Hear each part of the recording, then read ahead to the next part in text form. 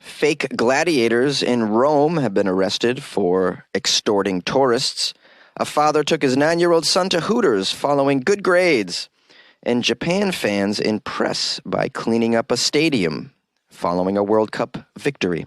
These are the weird stories for Wednesday on Weird AF News, the only daily weird news podcast in existence. The only daily weird news podcast. And we go 5 days a week, even when I'm sick, guys. Here you go. Fake gladiators have been arrested in Rome following tourist extortion. Usually it's the tourists behaving badly in Italy. But this time, 3 men have been accused of crimes outside the Colosseum. They are local men. They've been arrested on suspicion of extortion after they dressed up as gladiators and centurions and demanded some money from tourists for their imperial selfies, which, according to the arrest report, they had actually asked the tourists to take. This sort of sounds like those fake Spider-Man, Batman characters on the Hollywood Walk of Fame that you see. Have you guys been to the Hollywood Walk of Fame? It's a trash receptacle, basically, with some famous names on the sidewalk. It's terrible. Anyways, it's filled with these people dressing up as superheroes, taking photos with tourists and asking for money. And this seems common to me in very populated tourist areas. But perhaps in Rome, they don't put up with this. The ones in the Hollywood area, I have to say, quite sketchy. I mean, you're lucky to just get out of it losing your money. I mean, I feel like these people are going to stab you. If you don't catch a disease from the Batman on the Hollywood Walk, I think you're doing okay, guys. Now, according to the report, these men of Rome, these Roman men, these Roman men dressed as gladiators, they would allegedly invite their tourist victims, they call them victims, to take what they're calling an imperial selfie with them outside the Colosseum. And then they demand money, sometimes using threats, sometimes violence. Oh my goodness. Well, they do have swords and other weapons, I assume. Like, you better pay me for that or I'm going to strike you with my morning star. One particular Italian tourist was very angry. The tourist claims he was asked for 40 euros after the selfie. When he said no, 2 of the gladiators surrounded him, threatening to beat him up. They allegedly extorted 150 euros from him after that. Then there's the story of an Irish tourist who refused to pay the gladiators, claiming that he had no money. Well, apparently these gladiators marched him to a nearby ATM where they, quote, jostled him. I don't know what jostled means, but it sounds like a nice way to spend some time with someone. Ooh, I haven't been jostled in a long time. If anyone wants to jostle me. The victim had to withdraw 200 euros from the ATM and hand it over to the nasty gladiators. And then the gladiators demanded more. They forced him to extract another 50 euros. Otherwise, they would throw him to the lions. And don't get me started on what these gladiators did to the Christians in the area. All right, I'm laughing, but this is pretty awful that they're doing that. I mean, the weirdos at the Hollywood joint, and even in Times Square, they don't drag you to an ATM. Yeah, it says here, the local police were helped by Rome's public prosecutor's office. They identified the 3 gladiators and have obtained what's called a precautionary measure regarding them. 2 have actually been placed under house arrest, and 1 held in custody. Now it says here, this is nothing new. These Rome fake gladiators.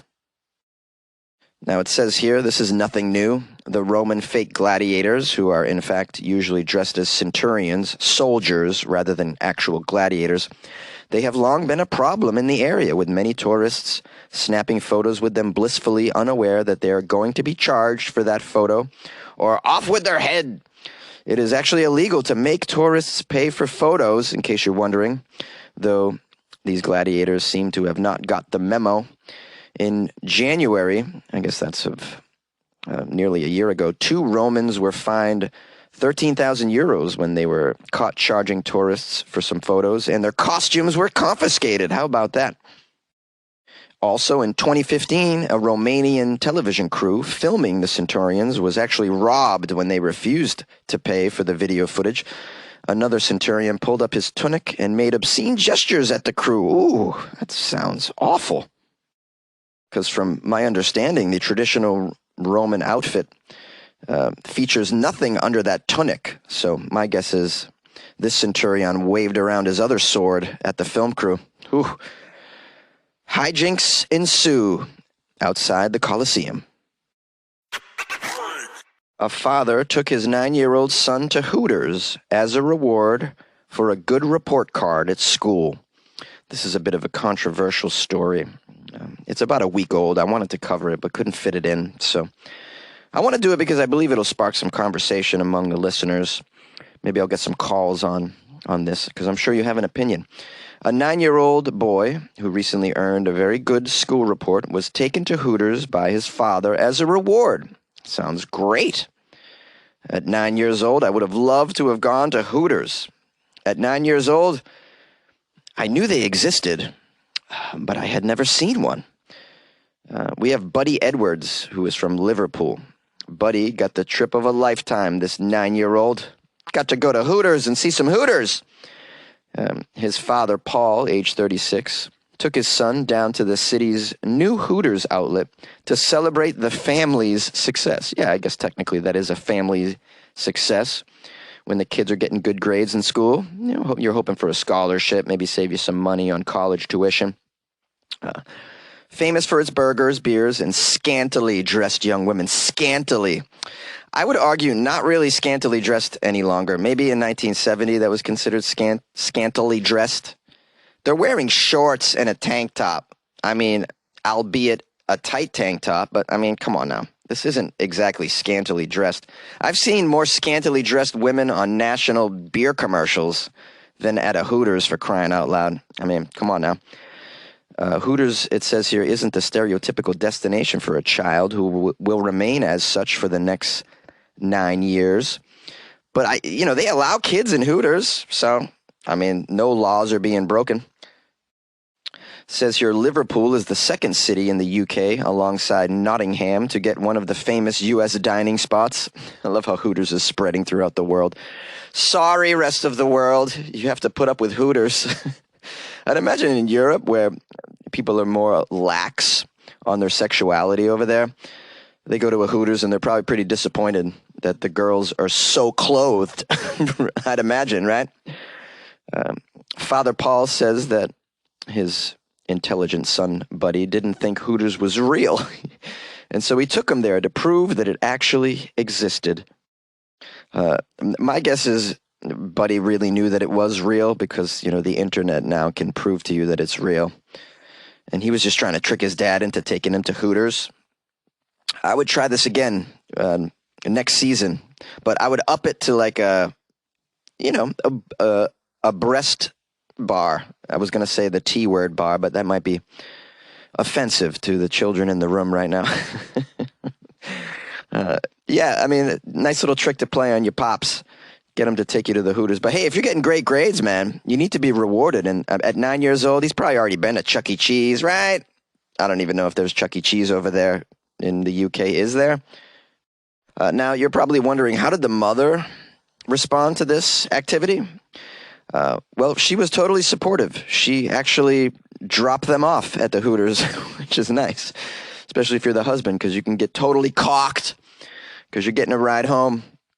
They watched some World Cup at the Hooters, which is a really great place to watch sports. They do have excellent wings and usually a good deal on pitchers of brouhaha.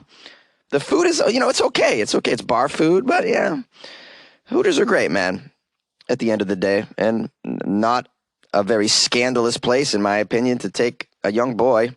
But I'm not a parent, so what do you guys think of this? Call the show. Those of you who are parents, 646-450-2012. During the World Cup, Japan fans impress everyone by cleaning up the stadium. How about that? After a heated World Cup match, the stands are usually left with food waste, cups, and wrappers scattered in the heat of the moment. No beer bottles, though, because it's not allowed at the World Cup, as I covered already in a previous story. Japanese fans certainly had reason to go wild this past Tuesday night. They won their opening game, beating Colombia 2-1 and securing the team's first victory against a South American opponent ever. But after the team swept Colombia off the pitch, Japanese fans also did their share of sweeping, meticulously cleaning up their rows and seats in the stadium. Equipped with large rubbish bags that they actually brought along themselves, the fans marched through the rows, picking up trash, to leave the place just as neat as they found it when they arrived. There's a quote here from a Japan-based football journalist named Scott. "It's not just part of the football culture, but part of Japanese culture. You often hear people say that football is a reflection of culture. An important aspect of Japanese society is making sure that everything is absolutely clean, and that's the case in all sporting events and certainly also in football sporting events. In fact, this is a habit drilled into Japanese people from early childhood, believe it or not. Cleaning up after football matches is an extension of basic behaviors that are taught in Japanese school, where the children clean their school classrooms and hallways all the time. With constant reminders throughout childhood, these behaviors become habits for much of the population, and you'll see that if you visit Japan yourself. In addition to their heightened consciousness of the need to be clean and to recycle, cleaning up at events like the World Cup is a way Japanese fans demonstrate pride in their way of life and share it with the rest of us. What better place to make a statement about the need to care responsibly for the planet than at the World Cup? Now, I know that to some this may sound bland and boring, but this is the reality of a country that's built on respect and politeness and cleanliness. And this simply... Now I know to some all this behavior may sound bland and boring, but this is the reality of a country that's built on respect and politeness and cleanliness. And this simply extends to doing respectful things when they go to events such as football. I think it's a wonderful thing. Oh yes, I totally agree. This is a wonderful thing, and I like how they just showed the world that it's a wonderful thing, because I've been telling people since I've been back from Japan how clean the place is. Not only is it super clean everywhere you go, you'd be hard-pressed to find trash bins in public. I remember on multiple occasions when I was in Japan looking for a trash bin to throw something away.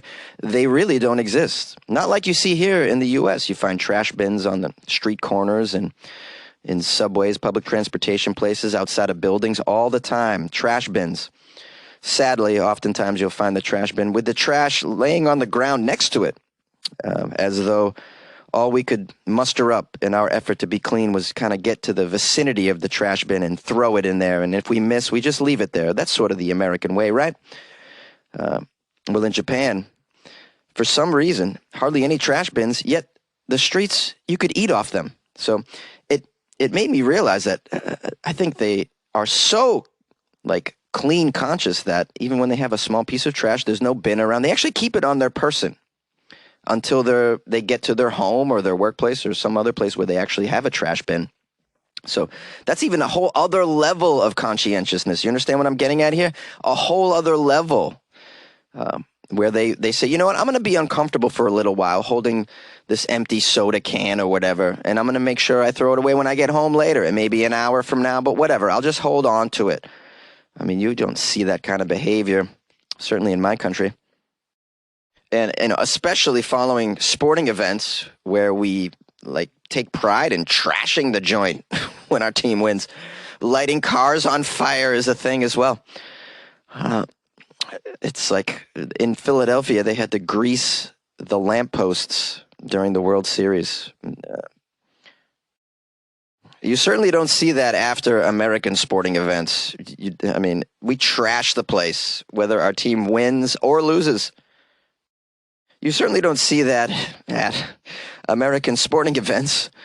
We kind of take pride in trashing the place and the streets surrounding the stadium following a loss or even a win. We'll burn down cars and other structures after a win. It's pretty crazy. So I applaud the Japanese football fans for sure. How wonderful, right? We need more of this in the world for sure. Yay! And now presenting the outro. Hello, everybody. It's your host, Jonesy. Thanks for spending some time with me in Weird AF News today. I think it was a very good episode, I have to say. Not as many jokes as I would have liked, but we learned a lot about the world, didn't we? Maybe you felt a little better about yourself as well. It's certainly better than mainstream news, which can be quite debilitating on your mental state and your physical health, I would argue. Perhaps it leads you to do some extra drinking, and that's no bueno. I want to give a big shout out to Josh G from Vegas, old school OG fan of the show, very supportive. Has bought me some coffees for the holiday season, and wrote a nice little note to me. Jonesy, your news, rants, company, and everything are all awesome. Despite this being for coffee, please get some rest. Before you take care of anyone or anything else, you have to take care of yourself first, Jonesy, or you'll eventually won't be able to take care of anything. Prioritize yourself, Jonesy, and rest up, my friend. Josh G. Oh, thank you. Josh frequently writes me lovely emails that really make me feel good about what I'm doing and who I am. And that it makes me feel appreciated as well. Josh G, I'm going to definitely I'm getting rest. I'm getting some rest, but I still can't seem to kick this thing, which is concerning because I have a lot of shows like every night this week, and then I go to Dallas next week for shows. So got to get better, man. I am in Dallas from the 8th to the 11th. I've been told by a listener that most of the shows have sold out already, but if you want to drop me an email, funnyjones@gmail.com, I can send you the information. I'll be at TK's Comedy Club, which is in Addison, which is North Dallas, from my understanding. I don't know much about Dallas. Those of you in the Dallas area, if you'd like to send me some suggestions on where I should go for a barbecue or a steak, or maybe there's some sort of weird tourist attraction that I should check out. I like weird stuff, guys. The weirder, the better. For instance, what is an example of something weird that I would love to go to? So, all right. So in Los Angeles now, we just have it just arrived. We have the Museum of Medieval Torture. So I'm going to go to that. I got a couple tickets to that. So I love stuff like that. You know what I mean? That's what I'm really into. I love ghost walking tours. Those are great. Nice and creepy. Anything like that. So hit me up to my email if you have any suggestions. If you want to call the show, 646-450-2012. I got some emails. Let me breeze through these. Hold on a second. Hold on. Bear with me. I meant to give a shout out to Yusui Takami, who it says that this person's name is actually Cass, and they are somewhere in the USA, but they didn't tell me where. Said, big fan of the show. I'd love a shout out. Oh, yeah, sure. I'll give you a shout out. So big shout out to Cass. Also, we have here an email from Michael Horitzauer. Horitzauer, yes. I believe I said that right. Michael's from Cape Town, South Africa. Michael wrote, hey, Jonesy, I listen to your podcast religiously every day and also download as many as I can so I can listen to them on my daily route, which between visiting customers as a sales rep. I've recently started this job after leaving my job of 20 years. Keep a lookout for the coffees, bro. I'm going to be supporting now that I can actually afford it. Your podcast is one of the few things that makes me genuinely smile and chuckle occasionally as I avoid the Cape Town taxis on the road. Michael Horitzauer. He also wrote, feel free to attempt to pronounce my name. You crack me up with these. Yeah, because I always mispronounce these names. I think I nailed it, though, right? Horitzauer? Yeah, I'm doing my best, Michael. Thank you so much for the email and the support. I appreciate that very, very much. Also, a big shout out to veterinary nurse Joy Deer, who's been writing me some lovely emails saying, I really enjoy your funny songs, especially the Alligators Everywhere song. It's one of my favorites. All your extra input, Jonesy, like your off-the-cuff opinions that we all feel, but you actually say it out loud. And the fact that you actually remember your fans, write them back, you mention us, you give birthday shout-outs, etc. It shows your passion, not only for Weird AF News, but your passion in us, Weird AF people, us fans who interact with you and the show. I don't care how much others try to act like they care about their fans. We, the fans, the people, we can tell by all that you do, Jonesy, and you're not even trying to prove it. You're a genuinely good person, genuinely funny.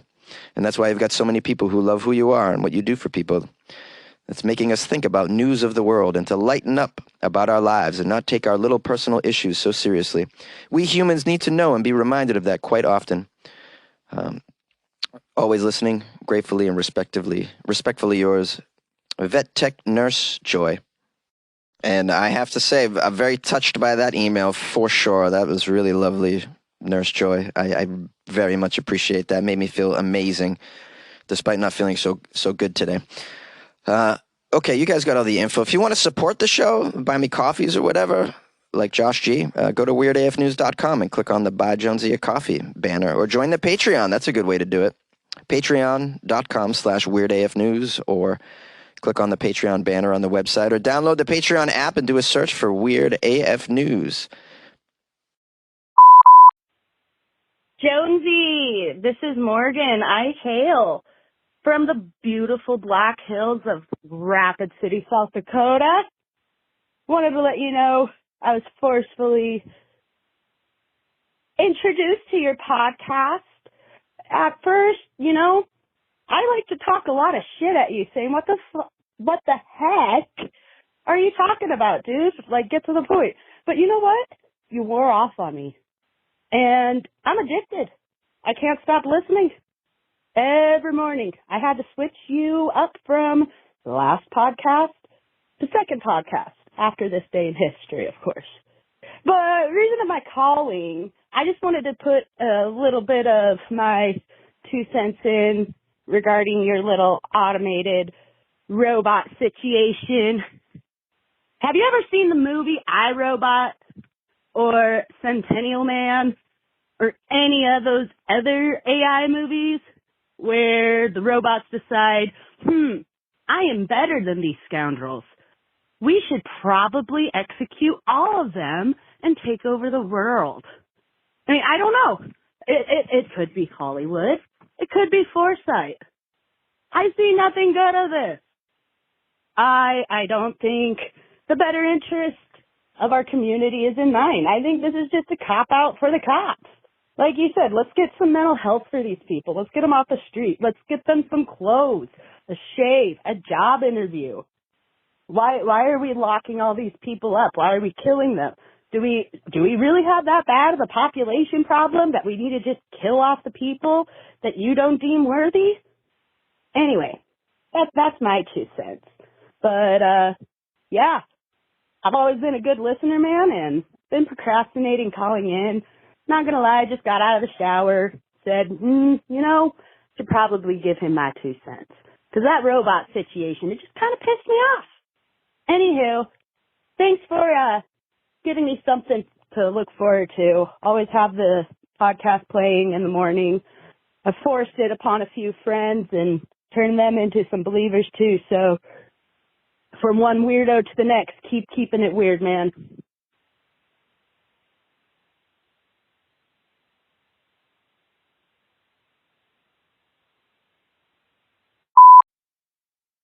Hey, fellow weirdos, it's Michael calling from Iowa City. And I just want to remind everyone, we've just had Thanksgiving and then Black Friday, Small Business Saturday, Shop Local Sunday, Cyber Monday. Yesterday was Giving Tuesday. And now today is Weird News Wednesday, which means you should consider making a donation to Jonesy for the Thanks for Giving campaign.